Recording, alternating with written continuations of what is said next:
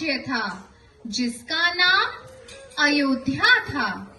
अयोध्या के महाराज थे राजा दशरथ। उनकी 3 रानियां थी, कौशल्या, सुमित्रा और कैकेयी। महाराज दशरथ के 4 पुत्र थे, राम, लक्ष्मण, भरत और शत्रुघ्न। ये देखिए 4 पुत्र आ रहे हैं। महाराज दशरथ के 4 पुत्र चले आ रहे हैं, राम, लक्ष्मण, भरत और शत्रुघ्न। सबने देखे 4 पुत्र महाराज दशरथ के। लेकिन जब महाराज दशरथ ने राम को अयोध्या का राजा बनाने की घोषणा की, मतलब उन्होंने कहा कि राम को मैं राजा बनाऊंगा। 4 पुत्र हैं, 4 सन्स हैं, उसमें से राम जो है वो राजा बनेंगे। तो क्या हुआ? सारे लोग बहुत खुश हुए, सब लोग बहुत हैप्पी थे। पर जो उनकी रानी थी जिनका नाम कैकेयी था, वो बहुत रुष्ट हो गई, यानी नाराज हो गई। तो रानी कैकेयी ने महाराज दशरथ से कहा, देखो अब क्या कहा सुनो। महाराज आपने मुझे तो वचन दिए थे, उनको पूरा करने का समय आ गया है। मेरा पुत्र भरत राजा को और राम को 14 साल का वनवास होगा। ये बात सुन के महाराज दशरथ बहुत ही नाराज हो गए, बहुत परेशान हो गए, बहुत दुखी हो गए। उन्होंने फिर क्या किया? उन्होंने राम को 14 वर्षों का वनवास पे जाने के लिए बोला। तो राम जो है वो वनवास के लिए तैयार होने के लिए चले गए कि अब जो है मैं रेडी हो जाता हूँ वनवास पे जाने के लिए।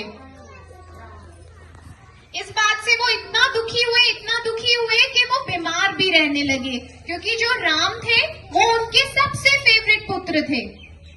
फिर राम, लक्ष्मण और सीता वो तीनों तैयार हुए 14 वर्षों के वनवास पे जाने के लिए। अब ये देखो, राम, सीता और लक्ष्मण आ रहे हैं।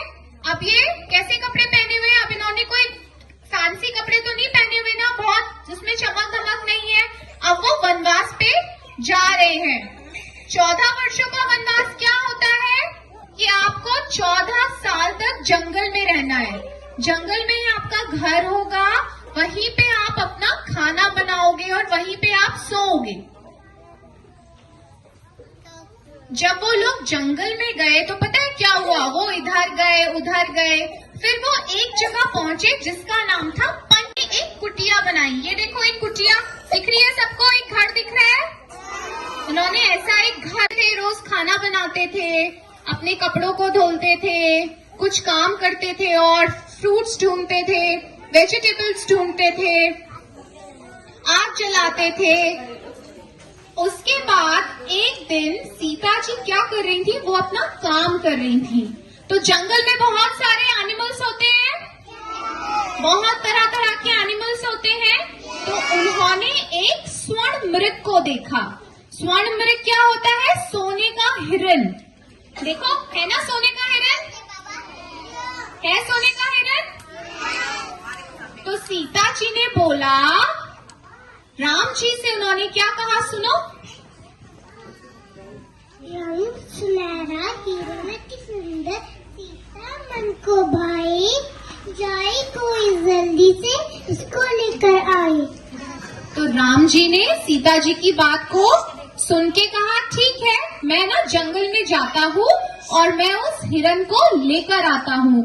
तो राम जी हिरन को ढूंढने के लिए जंगल में चले गए। देखो जा रहे ना राम जी। हिरन एकदम तो मिलेगा नहीं, वो झाड़ियों में छुपा होगा। तो जब राम जी वहां पे हिरन ढूंढ रहे थे, तब सीता माता को आवाज आई, लक्ष्मण, सीता, सीता, लक्ष्मण, लक्ष्मण, सीता, सीता, लक्ष्मण। तो सीता जी बहुत परेशान हो गई। एकदम से उनको लगा कि पता नहीं राम जी को क्या हो गया। तो जब वो परेशान हुई तो उन्होंने लक्ष्मण जी को बोला, देखो आप बोल रही हैं सीता माता। भैया प्रभु आपको पुकार रहे हैं। हे माते, ये मुझे किसी मायावी छठी का काम लग रहा है। भैया जल्दी से लौट आएंगे, हम चिंतित मत हो।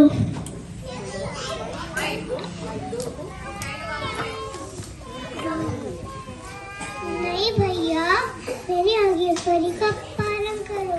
जाओ भैया को लेकर आओ।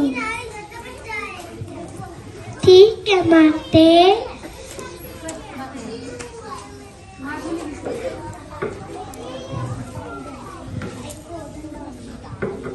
देखो उन्होंने एक रेखा खींची, सीता जी के लिए एक रेखा खींची कि इस रेखा के बाहर सीता जी नहीं आएंगी, मतलब उस रेखा के अंदर वो प्रोटेक्टेड रहेंगी। मत करना।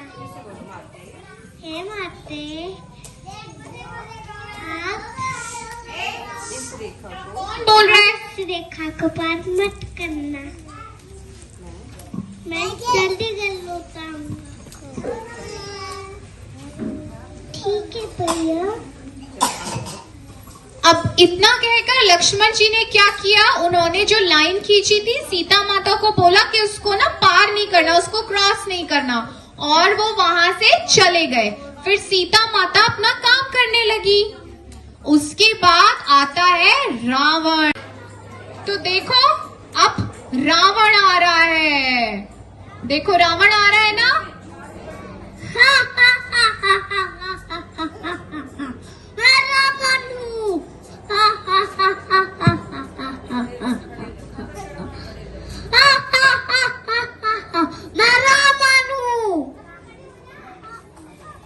देखा रावण, जोर से तालियां बजाओ रावण के लिए। ऐसे ही बोलता है ना रावण। आपने देखा भी होगा, हनुमान एक सीरीज आती है, कार्टून सीरीज, और रामायण भी, उसमें भी ऐसे ही बोलता है ना रावण। फिर रावण को तो पता था कि वो जो लक्ष्मण और वो भिक्षा मांगने तो मैं चला जाऊंगा। नहीं मुनिवर, मैं बाहर आ रही हूँ। नहीं मुनिवर, मैं बाहर आ रही हूँ। सीता माता लक्ष्मण रेखा के बाहर आ गई। फिर देखो क्या होता है, रावण अपना रूप बदल के अपने असली रूप में आ जाता है और सीता माता को अपने साथ हरण कर लंका ले जाता है। भैया बचाओ, प्रभु बचाओ। और वो उनको लेके अपने साथ कहाँ ले जाता है? कहाँ गई सीता माता?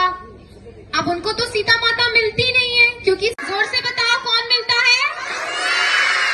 ये देखो हनुमान आ गए। अब फिर श्री राम, लक्ष्मण, हनुमान और सुग्रीव और उनकी पूरी वानर सेना। सुग्रीव भी एक राजा थे जिन्होंने श्री राम को युद्ध में मदद की थी, तो उनकी बहुत बड़ी सेना थी, उसमें वानर थे। तो उनके साथ मिलके, वानर सेना के साथ मिलके वो लंका पर चढ़ाई कर देते हैं। मतलब जय श्री राम। राम सिया राम, सिया राम, जय जय राम। सियापति रामचंद्र की, सियापति रामचंद्र की। जोर से बोलो सब लोग, सियापति रामचंद्र की, सियापति रामचंद्र की। जय श्री राम।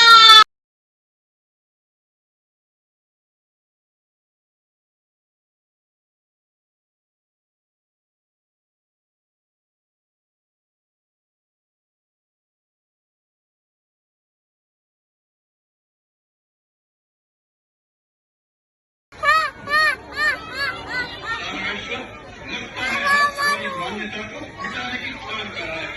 इस अखिलेश्वर का अवतार हुआ, आज हमें उसके सन्मुख चुकाने आए हैं। स्वयं साक्षात के सामने भी होंगे।